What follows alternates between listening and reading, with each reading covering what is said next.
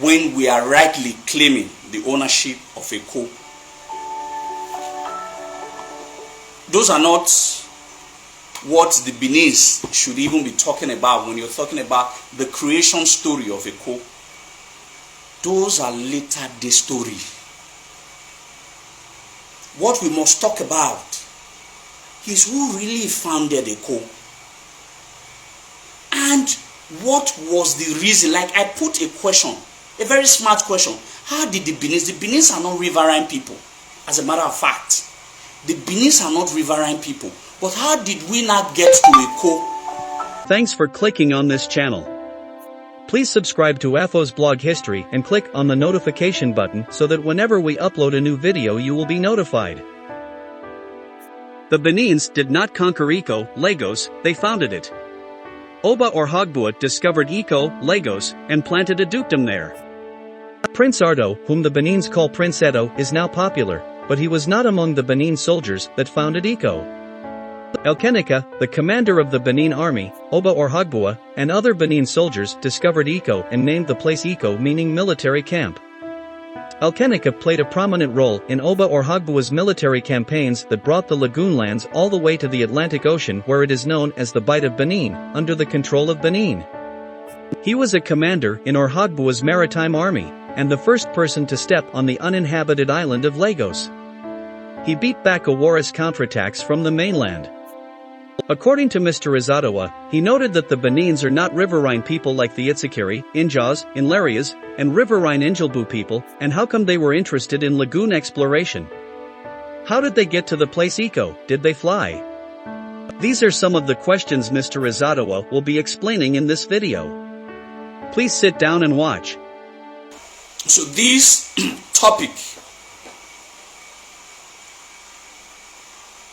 is really very important, and I have to speak on this very matter not as a spectator, not like someone who is not well informed, someone who is very well informed. In short, if you go to Nebo TV on YouTube, I remember I did a very documentary. One spoke chiefly about Eko. It's still on our YouTube page till date. Then I did one of the most detailed history on Oba Orhogbua. The essence of today's topic is centered around one man amongst others, and his name is Oba Orhogbua.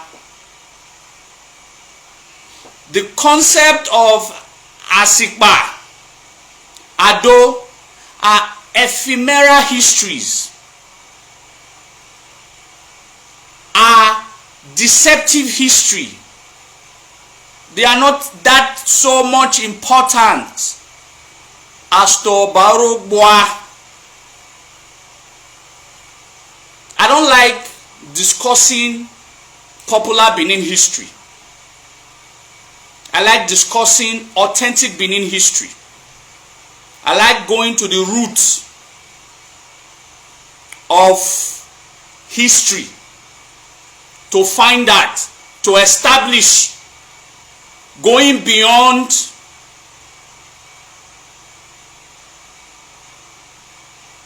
the not so conclusive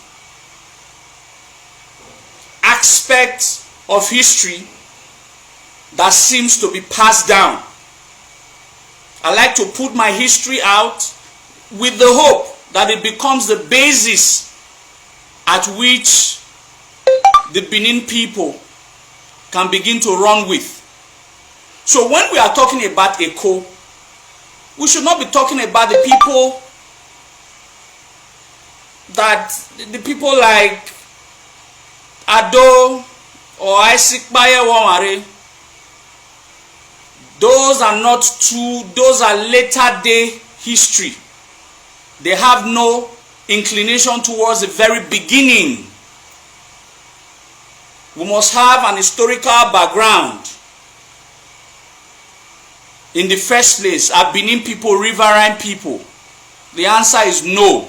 Then how did we get to a riverine island that we eventually named Eko? These are some of the things that we are supposed to, these are some of the arguments that we are supposed to present. We are not riverine people. But how did we get to Eko? So these are issues that we have to lay bare. We have to understand the very genesis of what gave rise to that lagoon.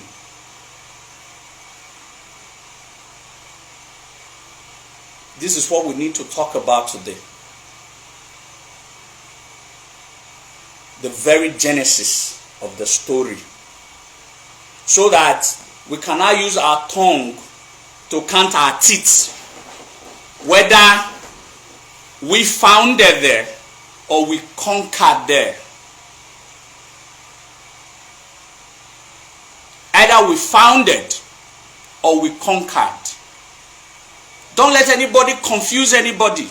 They are trying to make you feel you conquered there. Yorubas originally will not agree that Benins conquered them. Even when we have conquered almost all the southwestern states in the days of the imperial minds of the Benins. But they themselves will still not agree that the Benin people conquered them. So, but when it now comes to the history of Eko, they now surreptitiously now agree that we conquered them. Something is not right. They want to give you, they are forming a sort of a bastardized history in your brain. That, oh, there were people there because we were imperial. This is the first time they are agreeing that we were ever imperial. We did not conquer anybody. We did not conquer anybody. We did not conquer anybody on that land called Eko. We established it. We did not conquer it. So anything that has no historical explanation probably does not exist. Anything that does not have historical explanation probably does not exist. What I'm saying is that if they are not able to remember what it was called before we got there, meaning it was not in existence before, otherwise you would have been able to remember the story. The Benin people can still remember vividly the story of Ogiso Odolige that lived somewhat about 1,500 years ago. Vividly. The Benin can still remember the story of Ogiso, his attributes, where he was born, who was his father, where he grew up, where he was trained, where he was tutored, what was his profession growing up. The Benins can still recall. That is a story of 2,000 years ago. 2,000 years ago. The Benins can still recall the story of 2,000 years ago. Not to think of the story of someone about 500 years ago. Ohage Nedia.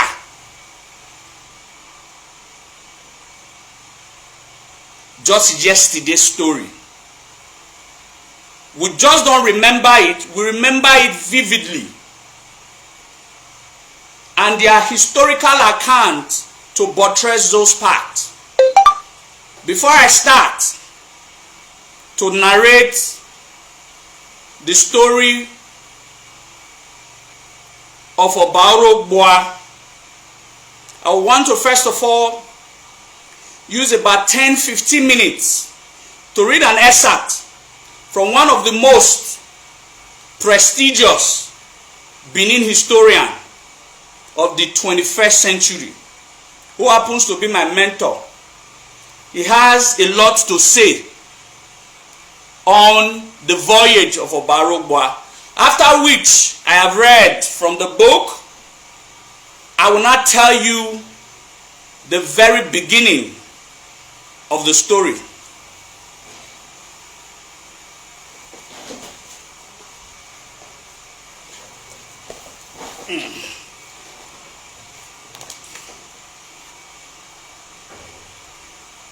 He has a lot to say about this.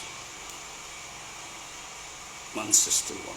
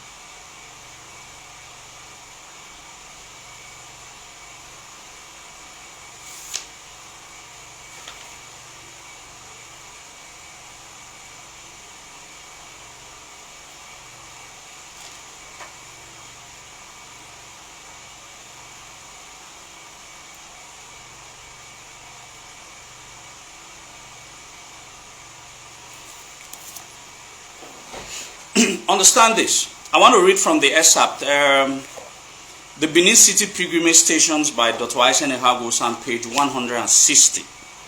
Because I didn't want to go through a lot of stories, but I just want to be reading what concerns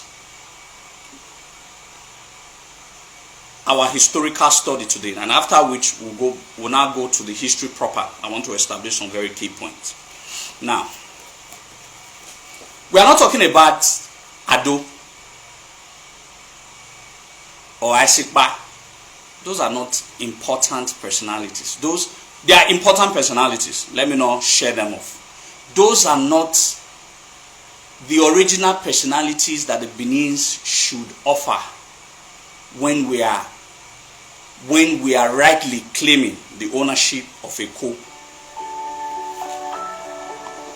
Those are not what the Benins should even be talking about when you're talking about the creation story of a co. Those are later day story. What we must talk about is who really founded a co. And what was the reason? Like I put a question, a very smart question. How did the Benins are not riverine people, as a matter of fact. The Benins are not riverine people. But how did we not get to a co? How did we get to a co? We didn't fly there. We are not riverine peoples like probably the Ijos, the Shekiri, the Lajes, the waterside Ijebu. They are the interland Ijebu and they are the waterside Ijebu. But how did we, Benins, who over the years of history has never been known, let me silence my phone, has never been known to transcend towards the riverine aspect or the riverine shores of their vast empire? There must be a story behind it. But look at what Dr. Ekenika was trying to establish. Alright? And he wasn't talking about Oba Orhogbua, he was talking about, this column is talking about Azamor. Now, Ekenika, okay, it's from here. The Azamor title, I want us to listen very well. the Azamor title began to appear in Benin narrations during and after the coast wars of Oba Orhogbua 450 years ago, when the Lagos settlement was founded. The first personage so mentioned as bearing the Azamor title was Ekenika. Ekenika was a commander in Oba Orhogbua's maritime army. This army brought lands bordering the extensive lagoon system, running parallel to that portion of the Atlantic Ocean called the Bight of Benin, under the sway of Benin. With this maritime army, born on a flotilla of rivercraft, Orhogbua founded Lagos, and it is believed he explored the lagoon system to its farthest westward reaches through Dahomey to the Volta River basin in present-day Ghana. Why this Ekenika is very important to this story of Oba Orhogbua? Ekenika is the father of the Obazwaye, which in Eko is called Bajulaye. It is very important that the progenitor of the Bazwaye family line that are still surviving and subsisting to date in Eko, their father was called Akinika. He was the head of the military might of Oba Orhogbua. They will want to know, how did their family get to Eko? Their families are one of the aboriginal owners of Eko. That is why it is very, very pertinent that I'm talking about Ekenika. That's why I wanted to read it. Going further, the personage Ekenika, until contrary evidence suffices, should be regarded as the first Azamor of Benin. The personage Ekenika, until contrary evidence suffices, should be regarded as the first Azamor of Benin. The people of the Uzebu quarters of Benin City, over which the Azamor is the traditional head, mentioned Ekenika's name first when recollecting the names of the Azamor of Uzebu who predated Chief Ehenwa in the title.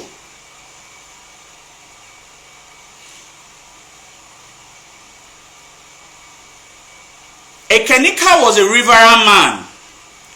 What needs to be determined is whether he was an Edo riverine man or a Yoruba riverine man. That he was a riverine man is attested to by his history and also by some of the objects of decoration in his shrine at the Obazwaye family house in Ugbagwe quarters, Benin City. The Obazwaye family, being the main Benin City descendants of Ekenika, among the objects of decoration in the ancestral shrine are the remnant of 2 canoe paddles. There is also a miniature carving of a man in a canoe representing the patriarch.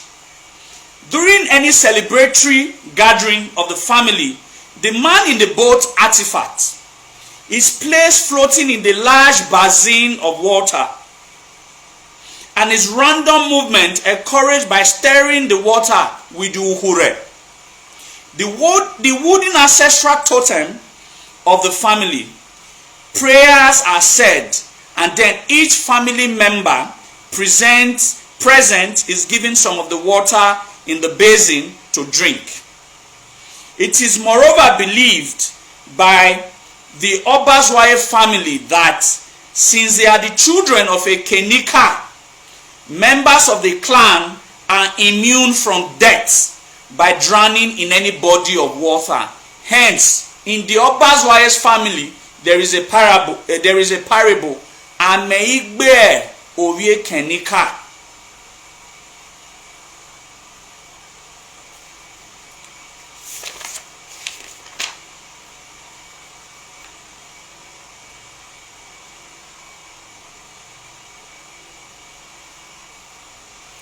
Now, the Obazwaye family of Benin are a branch of the Emehi clan. Deriving this lineage from Ekenika, their morning salutation is Lamehi.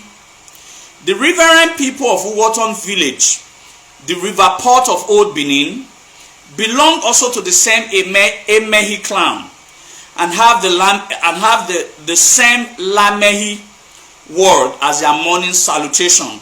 Since Ekenika was undisputably a riverine man, it would be reasonable to suggest that he was an Uwoton man with his roots in that Benin riverine community. On page 218 of volume 1 of his History of Southern Nigeria, Percy Amori Talbot, who was a colonial resident of Benin province, wrote, Orhogbua, Oba of Benin, visited Ijebu Ede in the company with the Portuguese. Okay, I don't want to go through all of that. Let me go down. The Portuguese, according to Talbot's testimony quoted above, were with Orhogbua in his lagoon expedition. So, in other words, I'm going to explain all of that. It wasn't only the Benin people that went on that expedition. There were other countless people. The Portuguese were part of them and all of that. I'm going to explain all of that, but I'm just going to read an excerpt to a sort of a preamble to our today's topic. All right?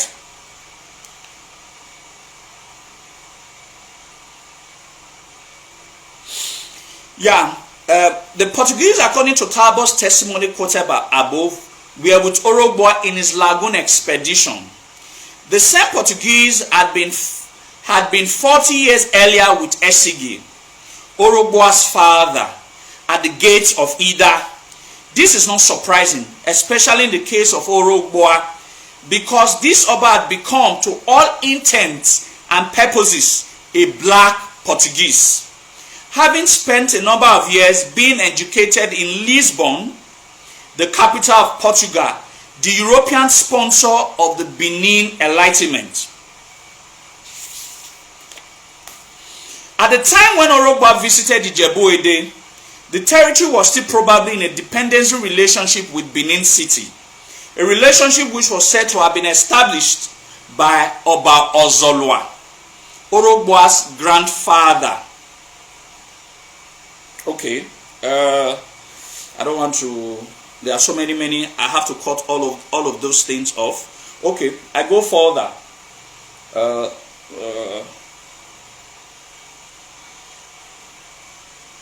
Now, he was talking about, okay, let me just go ahead. At this period in history, Bartolome Diaz had already sailed around the bottom of the African continent and discovered a sea route from Europe to Asia. Vasco da Gama had followed up his lead and had actually crossed the Indian Ocean to Asia, successfully outflanking the Muslim world of the Middle East and Asia Minor. Yet, the Portuguese still entertained some hopes that there might yet be a shorter sea route to Asia across the landmass of Africa, an oceanic passageway dividing Africa into waters of the Atlantic and Indian Oceans met. This passageway would hopefully take the Portuguese sailing ships from the Bight of Benin across Africa to surface in the Indian Ocean at the Somali Horn of the continent. Peradventure, the Bight of Benin language system might lead at some point into this hoped for passageway. Now listen carefully. To Orhogbua, his lagoon expedition was primarily imperial and expansionist in intention. To the Portuguese accompanying him, the expedition was largely geographical and exploratory. So it was not about Orhogbua that went on that lagoon expedition. It was the Orhogbua and page 164. It was Orhogbua and the Portuguese. It was Orhogbua and the Portuguese. But in this case, Oba Orhogbua had his motive, while the Portuguese themselves had their motives. Orhogbua's motive was imperial and expansionist, while the Portuguese intention for accompanying Oba Orhogbua in that expedition was geographical and exploratory. Instead of an oceanic passageway across Africa's landmass, Orhogbua's conquering expedition discovered Lagos Island. Instead of an oceanic passageway across Africa's landmass, Orhogbua's conquering expedition discovered Lagos Island.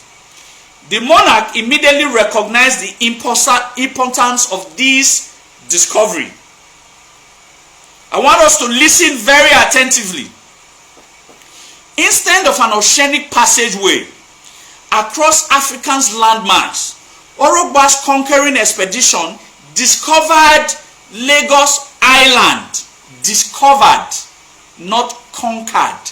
He was on a conquering expedition, but along his conquering expedition, an island was discovered. And that island that was discovered is now called Eko today. It was not conquered, it was discovered. I will read on. The monarch immediately recognized the importance of this discovery. The island was the first spot since Orhogbua left the mouth of the Benin River far to the east. So, after he has left Benin sailing, that sailing usually takes 8 days. Historically, it's 8 days. So, for 8 days that he was sailing through the lagoon waterways, the first place he ever touched the ground was a place that is now called Eko. So, Orhogbua discovered Eko, not Oba Ado. Oba Ado is his great-grandson, not even his grandson, not even his son, great-grandson. And he didn't discover Eko alone. That is the point I also want to. There were other Benin military, because it was a military expedition. Alright, I will go further, then I will come and explain. Now, a break which permitted the lagoon water. Okay, alright. The island was the first port since Orhogbua left the mouth of the Benin River far to the east, where there was a break in the coastline of the continent. A break which permitted the lagoon waters to flow into the Atlantic Ocean. This meant that sailing ships from Europe could penetrate into the bowels of Africa through the mouth of the Lagos River, as they had done through the mouth of the Benin River, bringing trade and exposure to the adjoining lands.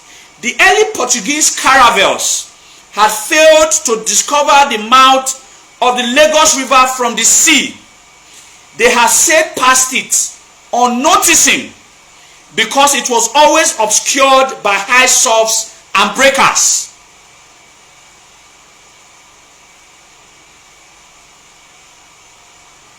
Alright? Around. So, what Dr. Aishen Ehagos has been saying now, Europeans have been passing through that Atlantic Ocean line, but they could not. That island was unnoticed, because instead of them traveling through the lagoon coastline from the Benin River mouth, they did not. Instead, they were surfing through the Atlantic Ocean. So the Lagos Island was not visible to the European sailors that were sailing around that region. But since Oba Orhogbua was sailing along the coastline and not through the coastline, he discovered that island. So that island was impossible for the Europeans to discover because of their traveling route. It only became visible only because we traveled not through the coastline but along the coastline. It's a simple It's a simple historical fact. The Europeans did not discover the island because they were traveling through the Atlantic Ocean line and not through the coastline.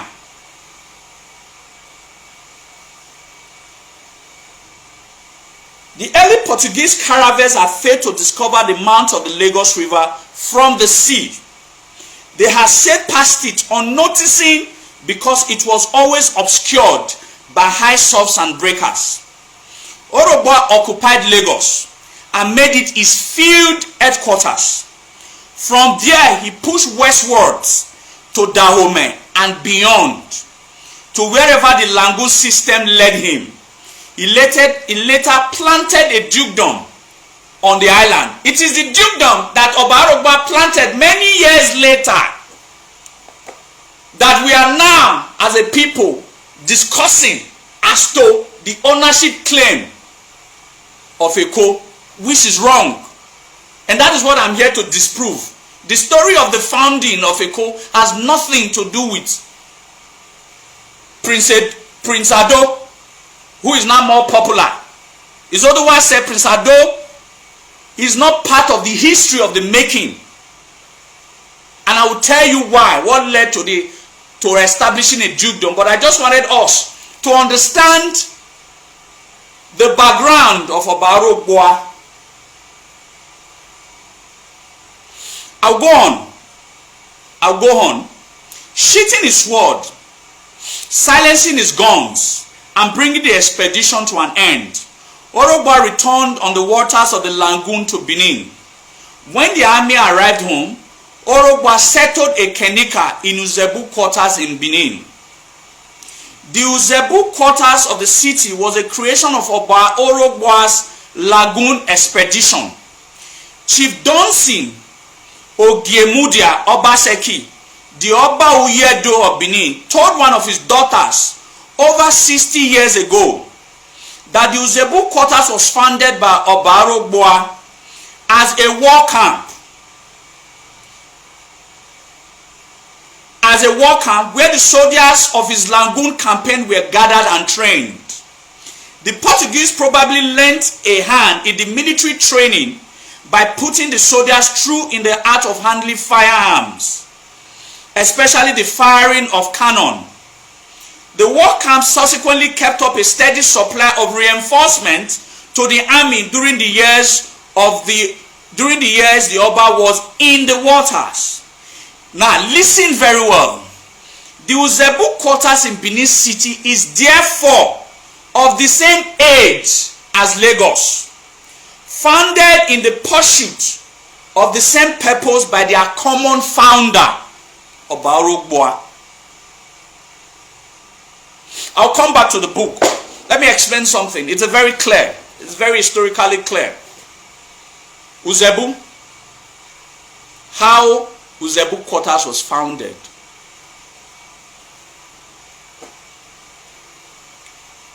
Oba Orhogbua, now let me give the true story of who Oba Orhogbua was.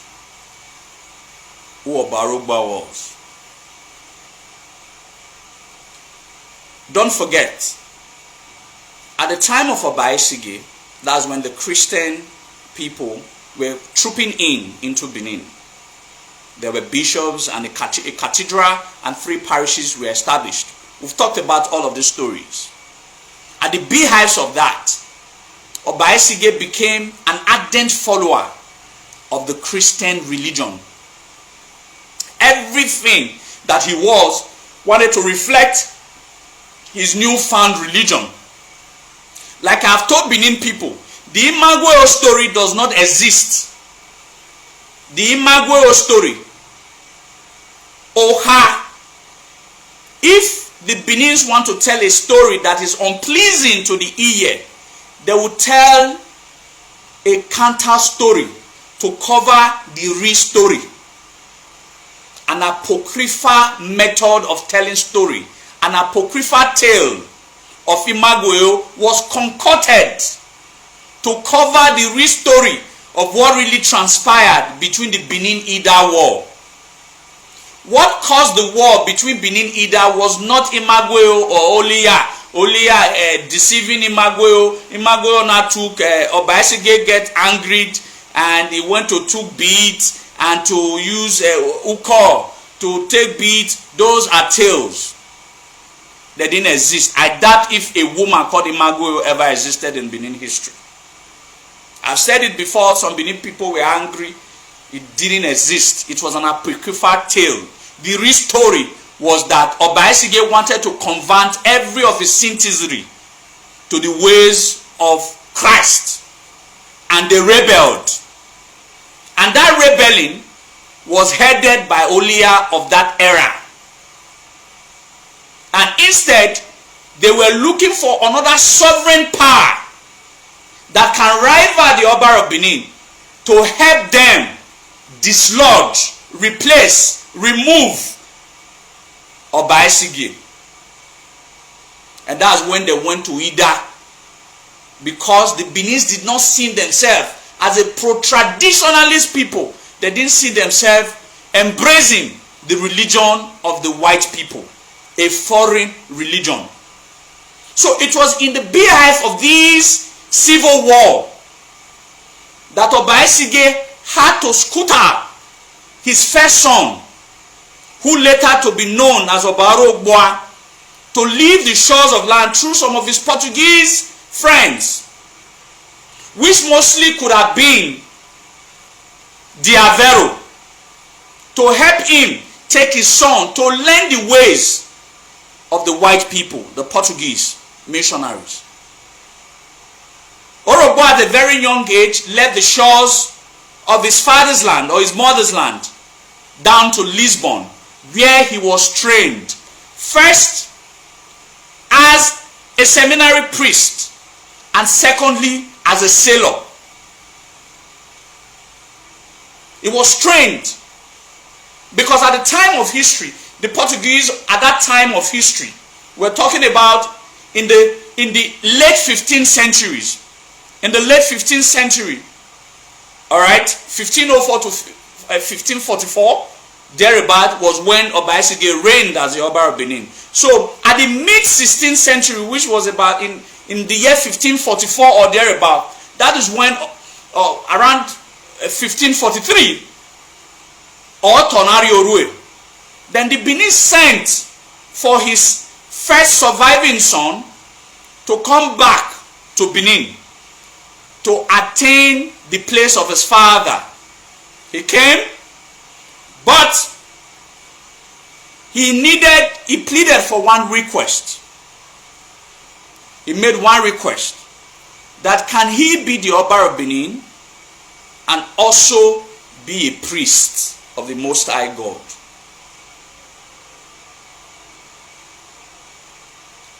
Edona told him, Ahioba Goba, you cannot be a god and also serve another imaginary god. You have to choose one.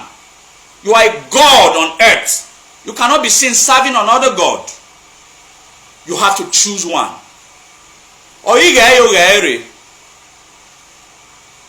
He chose to be the Oba of Benin, other than to be a bishop of one of the still existing cathedrals, which has survived to this date, Holy Arosa at Akpakpava. He chose to be the Oba of Benin. Now, this is where it's most interesting. This is where it's most interesting. Now, he was trained as a sailor. He had made friends. It's like, at that time of history, he was the most trusted black African by the Portuguese. Because he grew amongst them. He learned their ways. And let me make it clear, Oba Isige is not the first educated Oba of Benin. Westernly educated. It was Orhogbua. After Orhogbua, the next westernly educated Oba of Benin was Akenzwa. Westernly educated. I'm not saying God-given education. Oba Isige was not westernly educated. He wasn't westernly educated. So people shouldn't be giving that false narrative. I think I've heard... sorry, I need to put on the CC.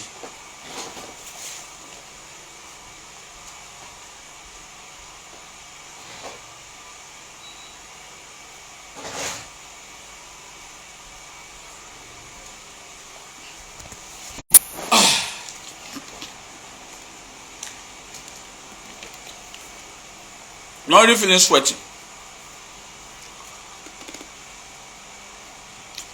I'm already feeling sweaty. But let's okay, let's go. So it became Oba Orhogbua became the Oba. He, at that point in history, he was probably the most trusted of all black men in Africa because he was trained, nurtured in a Portuguese environment. He schooled amongst of them. He became a priest amongst them, so he was trusted. So a lot of Portuguese accompanied him back to Benin, where he was crowned the Oba of Benin. Now, being a trade sailor, the only war that he understands is imperialism, or his imperialistic approach couldn't be onto the interlands. Couldn't be onto the interlands, but through the waterways. Because that is the sort of the language that they understand. They understand the language of the water body or the riverine body because he was a trained sailor. So he needed to first and foremost trained scores, hundreds of soldiers to help him go for this military expedition of expansion and imperialism. And he founded a place that he trained them. That place today is now called Uzebu Quarters. So Oba Orhogbua of blessed memory founded, established the Uzebu Quarters of Benin of today. And that is the place that he trained his military. And that is a place Ekenika, who later years became the first Azamor of Benin Kingdom, was, according to Isen, was also trained. And he was part of the emissaries, or part of the military commander. He was made a commander, one of the military commander that accompanied Oba Orhogbua with other corps of Benin soldiers, as well as the Portuguese soldiers who also accompanied Oba Orhogbua on his military expedition. He started to travel from the mouth of Benin River, waging war across all of these coastline towns until he got to a place that he discovered, which is now called Eko. Look at the account that was given. Look at the account that was given by one of the Obazwaye's family here in Benin many years ago. Look at an account that was given by Dr. D.A. Bazwaye, a short narration on Ekenika. Look at what was given. He said, Ekenika historical links with Lagos are enduring, and they remain alive to this day. His Benin descendants claim that he was the first Benin commander in Oba Orhogbua's army to step on the uninhabited island of Lagos. He had to beat back a counterattack by some natives from the mainland. Listen very well. This is a story done by one of the sons of Bazwaye, who are the direct descendants of Ekenika, one of the commander-in-chief of Oba Orhogbua's expedition through when he discovered the Lagos Island. And they are the descendants, they are the Bajulaye families, an offshoot of this Bazwaye. Look at the account he's giving. He said, commander in Benin, he had to beat back a counter-attack by some natives from the mainland, presumably their warriors. They weren't even sent, probably their warriors, before he secured the island. So the island was discovered. Listen, I want us to get it very clear. Let me read. Let me finish the reading. It said the natives had noticed some, that is the people now around the island, not in the mainland, that were on the mainland. He said, I noticed some discarded bear leaves, which had been used as food wraps by the Benin Soldiers, floating on the water. The leaves were tropical forest leaves, not found in the brackish mangrove swamp land bordering the lagoon. So the leaves were foreign to the people living on the mainland, not on the island, because there wasn't anybody there when the Benins got there. It was uninhabited when it was discovered by Oba Orhogbua. The Awaris knew then that they had people in their midst and attacked, following in direction from where the leaves were floating. So it was the leaves that directed the Awaris or whoever that was on the mainland towards the undiscovered, yet to be discovered, except by the Benins island. So it was a leaf that directed them towards the island. They never knew it existed. This was an account that was given by a short narration or Ekenika written by Dr. D.A. Bazwaye. The Obazwaye family, it went further asserts that a branch of their family is thriving in Lagos. This branch is the Bajulaye family of the island. The Benin and the Lagos branches, as can be seen, bear the same name. The name means here on earth the Oba is supreme. What Obazwaye means is here on earth the Oba is supreme. The Oba whose reign gave rise to the name was, of course, Orhogbua. The Obazwaye family's link with the Uwoton waterside village have already been alluded to. A branch of this Benin family is also said to be thriving in the Ijo kingdom of Ogba in Bayelsa state. They are to be found concentrated in the village of Akabuka. So there's also a branch of this Bazwaye family, of the Lamei family, in a village called Akabuka in present-day Ogba in Bayelsa.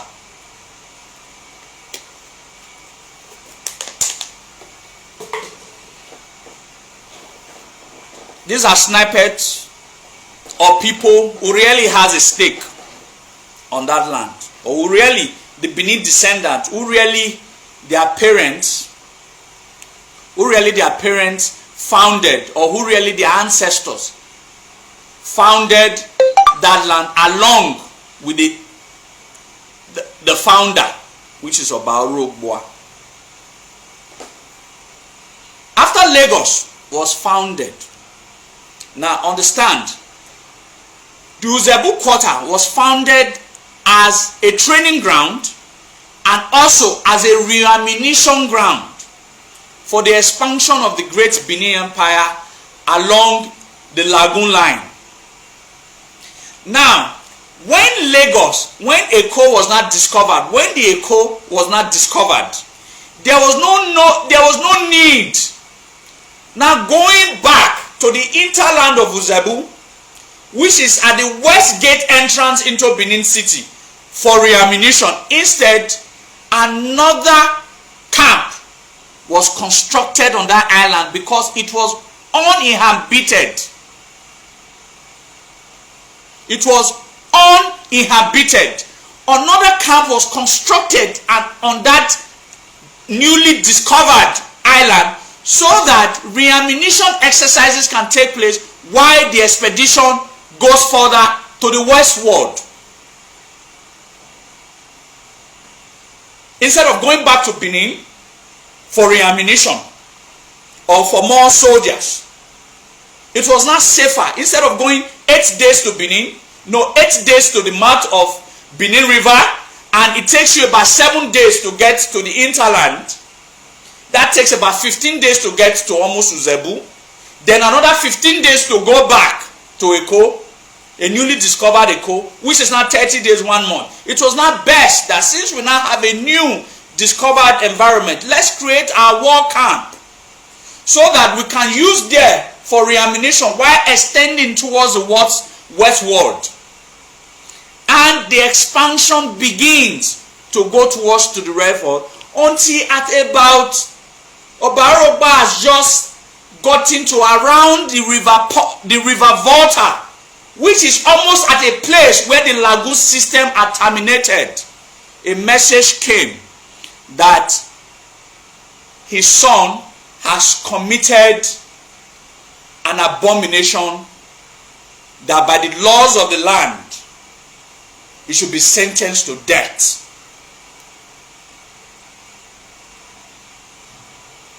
He should be sentenced to death. It is at the mouth of River Volta that message got to Oba Orhogbua and his militia or his military team that there was crisis in Benin, because he has been away for some years, expanding Benin towards that region westward. He had to turn back. On his way back, he branched at a place he founded, now Lagos Island, Eko. He stopped there and he discovered that it was not just only his military people.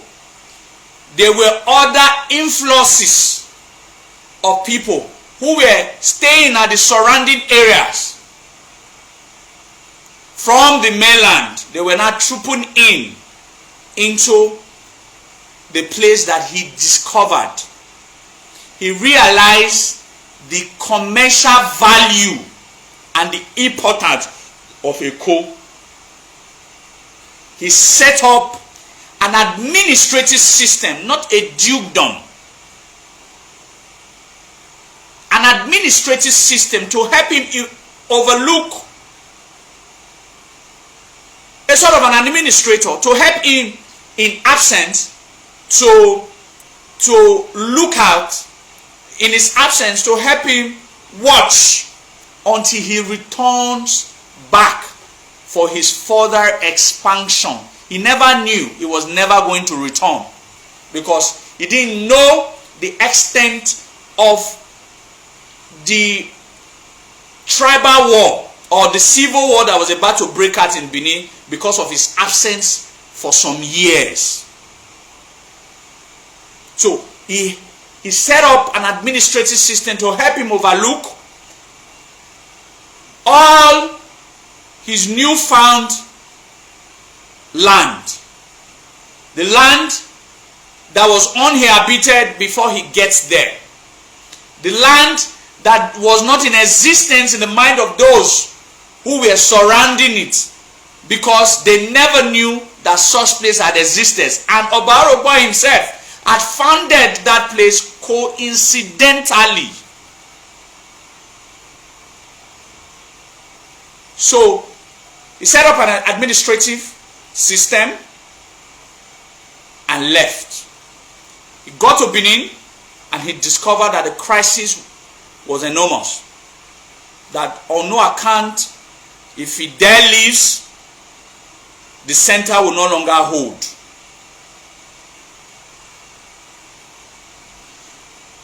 The center will no longer hold.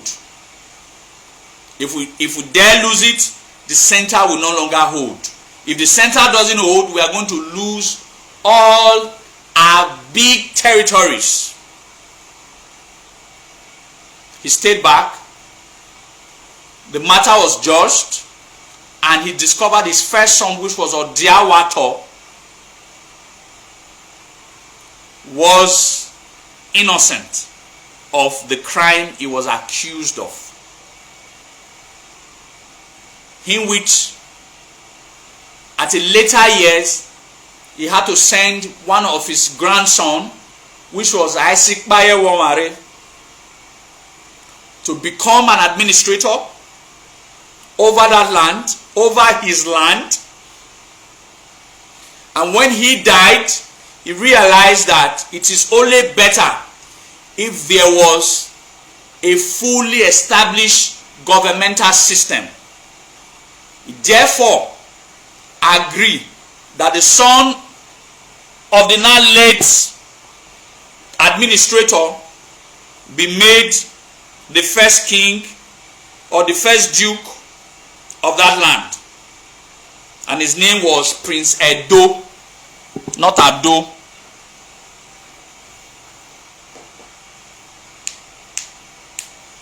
His name was Prince Edo, not Ado. Ado is a Yorubanized, is a Yoruba way. Is a Yoruba way of calling Edo people. So it's not Prince Ado.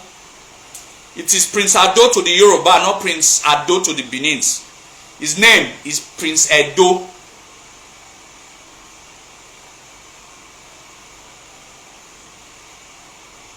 Do we understand? It is not Prince Ado. It's Edo. That's his name. Alright? It's Ado and not Edo. It's Edo, not Ado. Then I became the first king. Not the first administrator. There was an administrator before him. Another, when you want to make if you are making reference, drawing from historical books, it's just like Prince Jinuwa, according to documented history from the Ishekiri. Prince Jinuwa was not the first. Is recognized as the first ruler, but he didn't act as a capacity of a king because he never got to Ode Shekiri. It was his children, his two sons, Irame and Ijijen, that was later crowned as Oba. If not because of the Oba of Benin had corrected some Benin people, some Benin earlier historians never believed Oromia was an Oba as well. That he came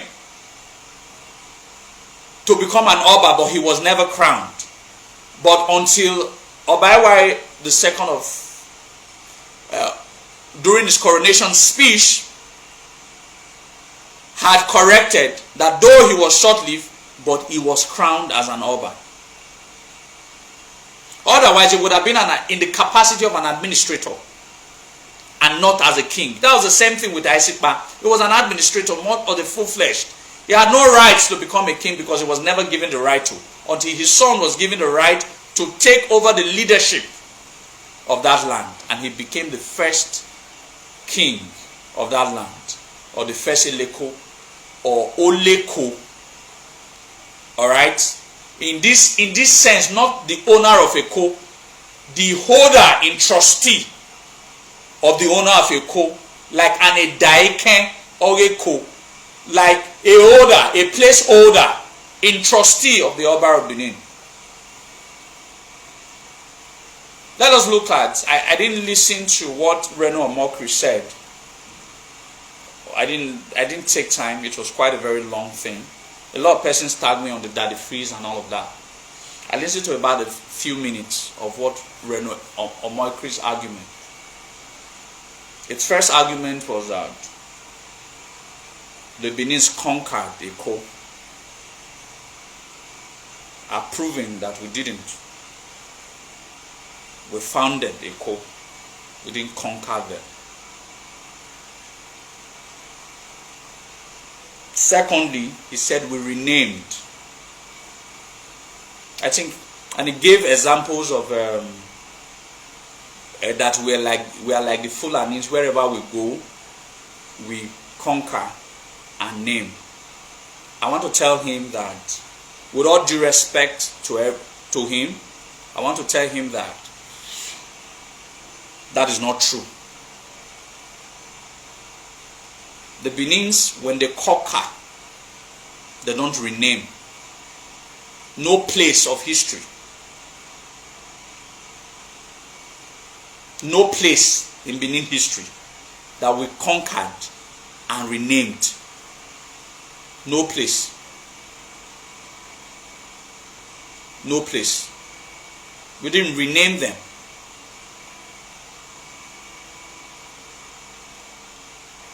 The only thing that the Benins, in throughout the years of their conquest, were always after was leadership position.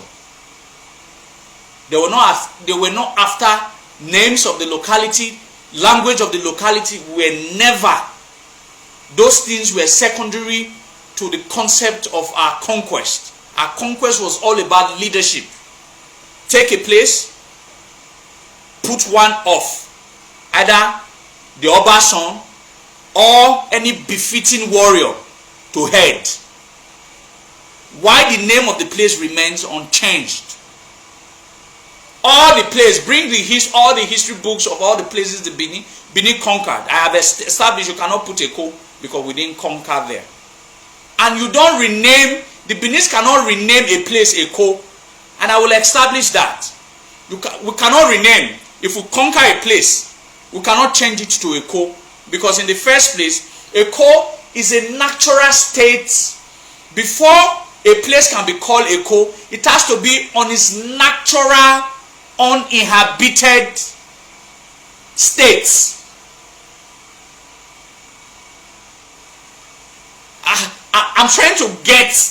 I'm trying to make our people understand something. It's just like a newly born child is a baby. You cannot say you named a baby. Omonadabie. When you newly give birth to a child, that child at that state, a child newly giving birth to is called a baby. You cannot say I named a newly born child a baby, because a newly born child is a baby. Any newly established, founded areas is what the Benins call a co. They cannot build a co on an already existing, an already inhabited region. It is not possible. That is why every founder of a place, his name usually is attached to a co. Thank God, he even measured a co Oshoidin. Oshodin is wrong. We don't call it Oshodin. It's in the Anglicized version. The original version is called Oshoidin. A keeper of a deep secret. That's what it means. Oshoidin, not Oshodin. A Kosoidin. If anybody finds a place, it's either we refer to it, if it's a settlement or a place of abode, is named after the person. Age Mokbai. A Mokbai's settlement. A co-Osoidin. Not a war camp of a co. A place established by Osoidin. A co denotes the foundation. We cannot name a co. I'm trying to make you people understand.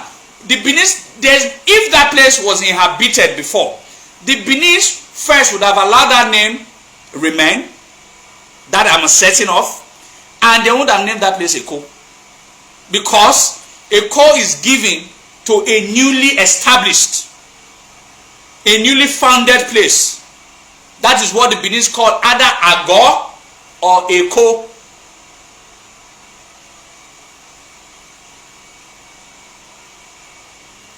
Do you understand? Because a co as a word cannot be built on an already existing template. It has to be on its natural state. That is when we can call this a co. Like it's a camp. In this case, a Orhogbua. Orhogbua's camp.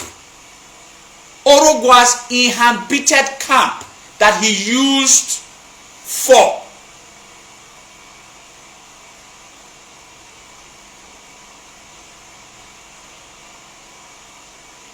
his trainings and reammunitions and all of that. 200 years earlier, before places like Uzebu and Eko was founded, Oba Orhogbua also founded a place called Ogan. When Oba Orhogbua the first had waged war towards the eastern region, towards the Igbo country, he created a kind of a wash camp at Ogan and placed a man named Ezugu, what's his name? Ezuku or Ezuku, with the nickname Ogogobiaga. If you go to Ogan today, you will know the person I'm talking about. He was a person, he was one of the military.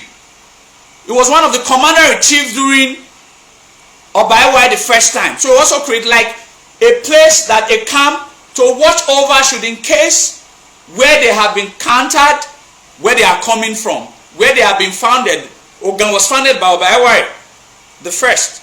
So that where they have conquered, if they want to rebel, the Benins are known to create camps all around their territories. When the Benins waged war against the Ida people, and after the eventual winner against the Ida people, they also created a camp called Ago Enibode, a sentry camp, a camp to watch if the defeated Ida will want to rebel or want to retaliate. Benin has a way of creating camps at strategic positions, just like Eko was also created.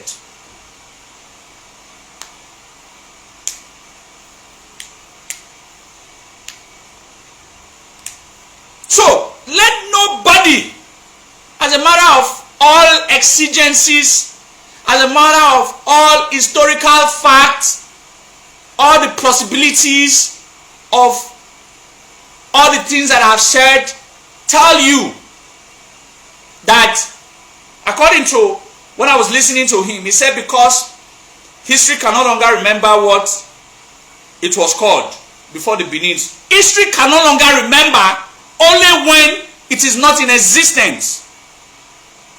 And the history we are talking about, that is why at the beginning I said something. History can no longer remember only when it is not in existence. The story that we are talking about is not 2,000 years ago. It is not 5,000 years ago. It was just about sometime 500 years ago. It is not a too far history that the original owners, the acclaimed original owners, will say that they cannot remember what that land was called before we got there. But they can remember that there was a Korodu. They can remember that there was a Ekbe. They can remember that there were other places almost at the same time that the Benins in the mid 16th century had founded Eko through their Oba Orhogbua.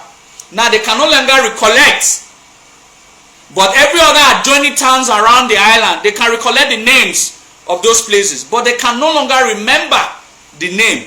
That means you can no longer recollect because it never existed. It's a figment of your imagination.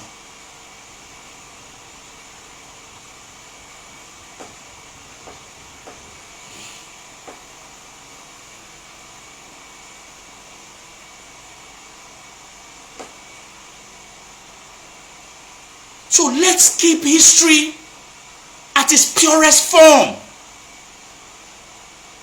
They are saying that make una go carry now, even if we no want carry, but give honor to who honor is due. Stop bending the story. We didn't conquer that place. If it were conquered, it would have been written unrecorded by any of. They were Portuguese. The Portuguese has the highest record of Benin history. Never in a place will you see it in any Portuguese archives that the Benins brought war. And in the year so this, the Benins went to fight war against a people called Awori or blah blah blah. I would have also recorded it.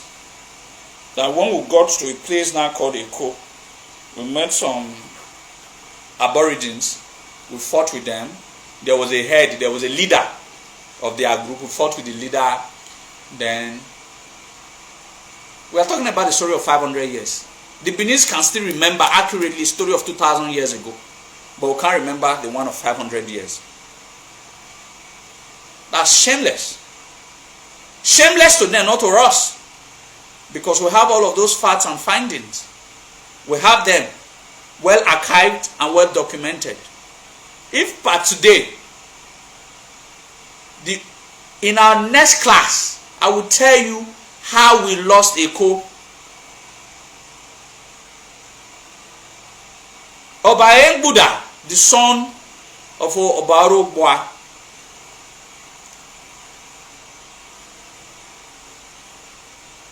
a Soweto Owarisho, on his way to Eko because he was not trained as a sailor.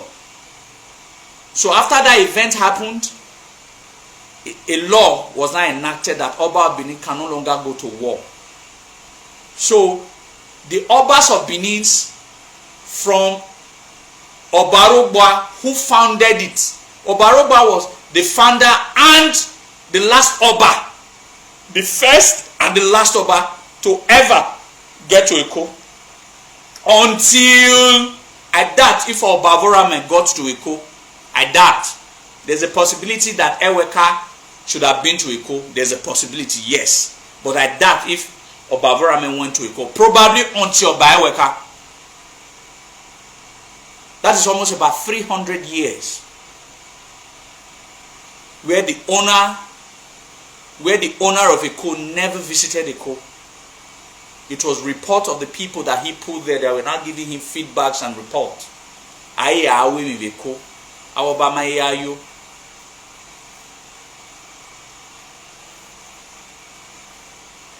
But I'm going to coalesce all of that topic,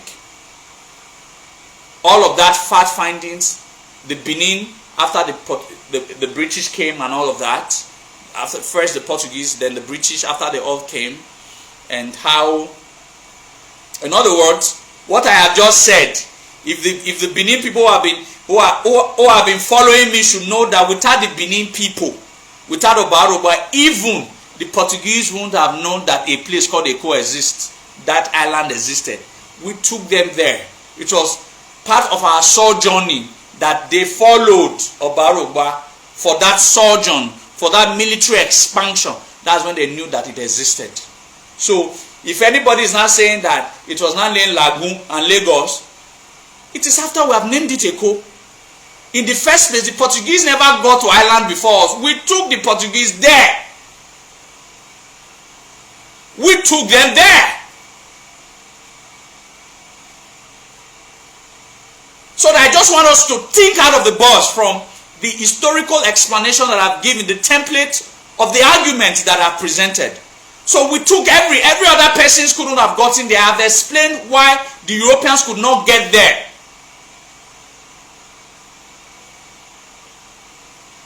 They could not get there. The first Europeans that got there, we took them there. And when Oba Orhogbua discovered that place, that's when they now knew it existed. So towards their later sailings, they knew that there was an island there.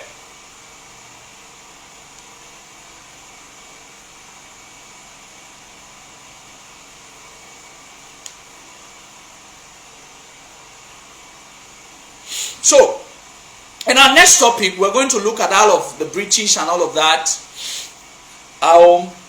Do you think if, when we got our independence, the British would have allowed the Benins to take over their territories? The Benins didn't allow us to take over our territories of Ondo State and some part of Ekiti and all of that. not to think about far Lagos. The British intentionally wanted us to be annihilated from the surface of the earth. So everything that will make us rise back was never part of their intention. So they created hamlets of tribes, chiefly now called Yoruba, to be the propagator of putting us down, using all sort of lies and historical fabrications to ensure that we never exist. So with the British have handed over what we own to us, the capital, if the British had their way, they would have told us that this Edo that we are,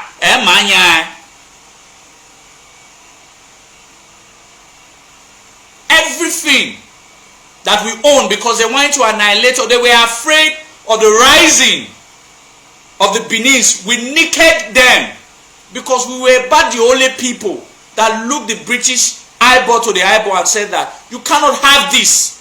We are the owner of this, you cannot have this, let's go to war. Why the other ones were just saying, Ekbelesa, Ekbelesa, Ekbelesa, Ekbelesa. It was only the Edo people that had the balls to say you are a foreigner, you cannot dictate.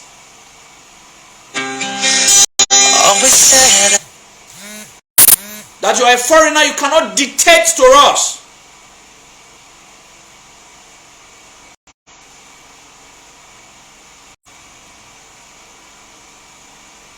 So, if anybody tells you that the British would have handed over, would have handed Benin to us, would have handed Lagos to us after the independence, he or she is living in a fool's paradise. Stop the call now. Huh? Be this one now. I'm sorry, someone is calling me. Sorry, the call is coming through. So, if anybody thinks that the British would have handed Lagos to the Aboriginal owner, Eko to the Aboriginal owner, that person is living in the fool's paradise. The people that wanted to completely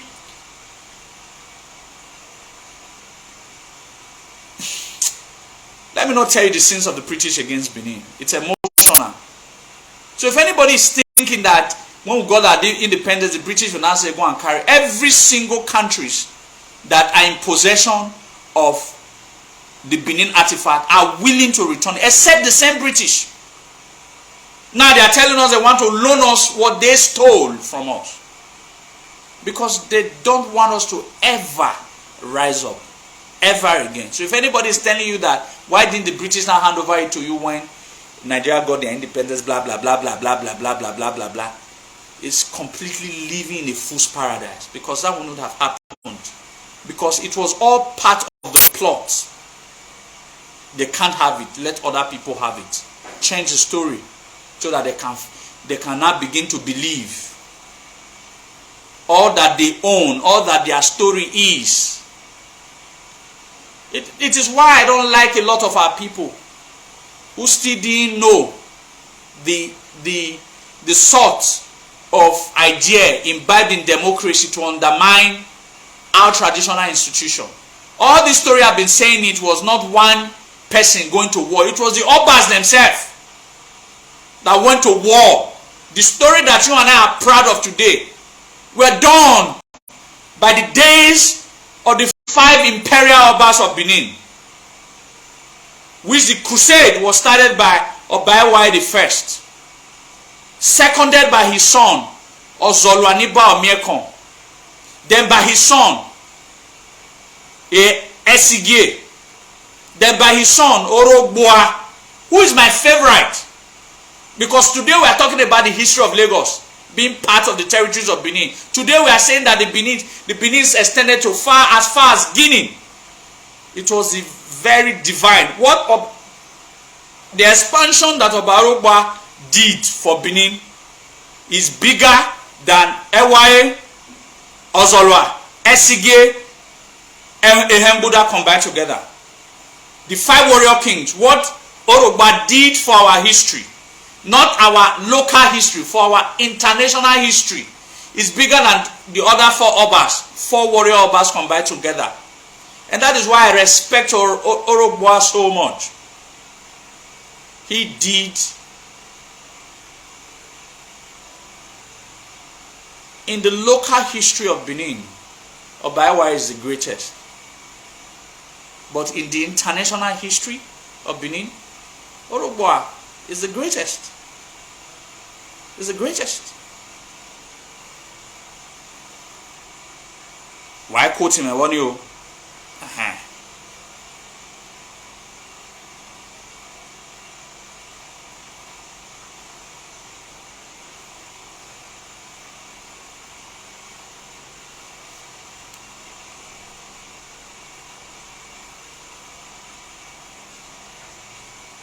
So, at this very point in time, ladies and gentlemen, I'm very happy to announce to you that we have come to episode 1. There will be two episodes, episode 1 and episode 2. But we have come to the end of episode 1. Please, I'm begging all of you. The Benins did not conquer Eko.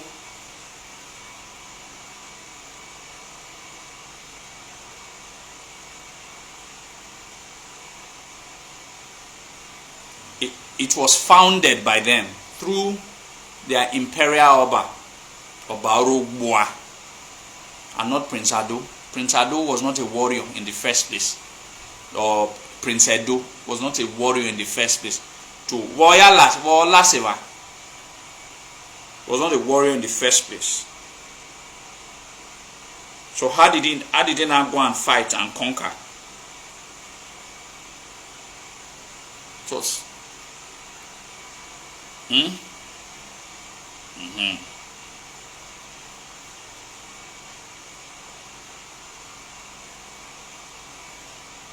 So I thank all of you for those who support Izoduwa and his brand. This is episode 1. Episode 2 will talk about the recent Eko history and how the British, in connivance with the people now called Yoruba, took that land from us. We're going to talk about that. That's episode 2. Then we're going to bring up archival materials to back up all that we are saying and how they play the mago-mago.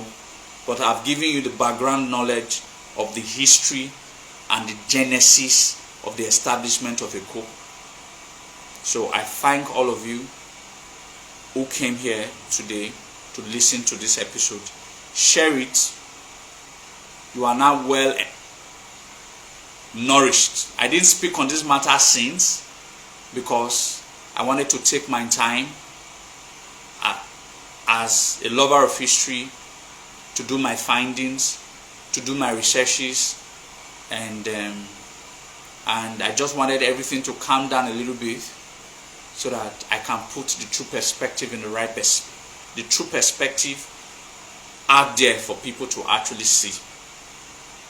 And this is the true perspective from the owners of that land, Eko. Invaders or foreigners should not be telling the aboriginals the history of a place founded by them. It should be the other way around. They are the invaders. In other words, what they are accusing of Igbos now,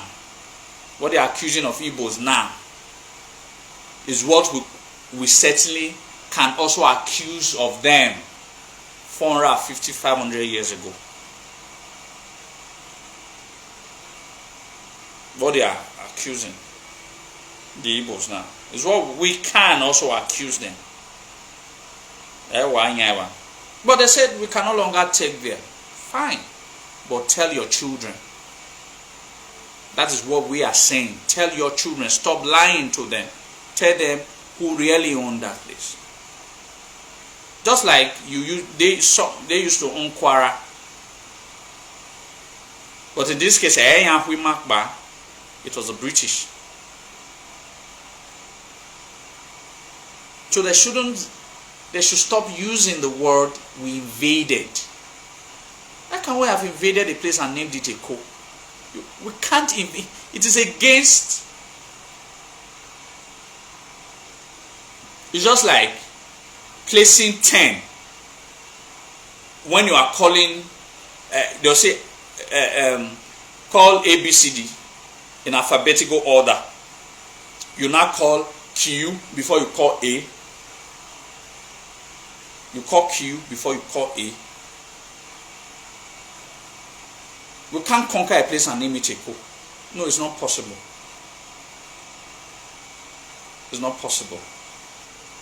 I know a lot of persons who don't know that because they are not from here. It's against the principle of our existence as a people.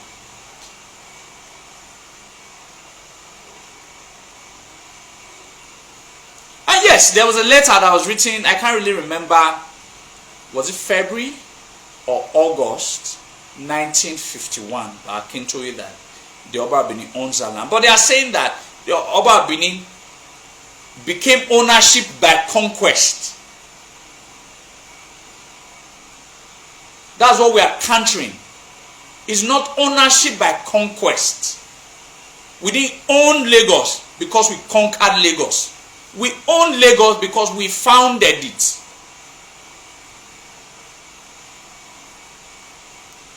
Where we own by conquest, we know. Where we own by being the founders, we know. And the Eko is one of them. We own it because we founded it.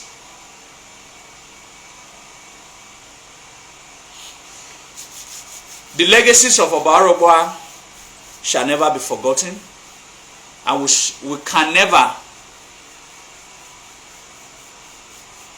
can never give the glory of Oba Orhogbua to his grandson or his great-grandson. The glory of Oba Orhogbua remains Oba Orhogbua's glory. The glory of the first Azamor of Benin Kingdom, Ekenika, remains the glory of Ekenika, and several other military personnel that was trained by Oba Orhogbua, and through them we were able to establish the Benin Empire through the Lagoon line or the transatlantic ocean line. These we will never forget. The legacies of Oba Orhogbua, and we should not be talking about Eko and not talk about Oba Orhogbua. In him, all glory of the foundation of Eko should be given, and not Edo or Akinika. It is misinformation over the years. Like I always say, I'm an historical revolutionist. I'm an historical revolutionist. The glory of Eko should be roundly given to Oba Orhogbua, not Prince Edo or Akinika. That is a message that God and our ancestors wanted me to pass to our Benin people.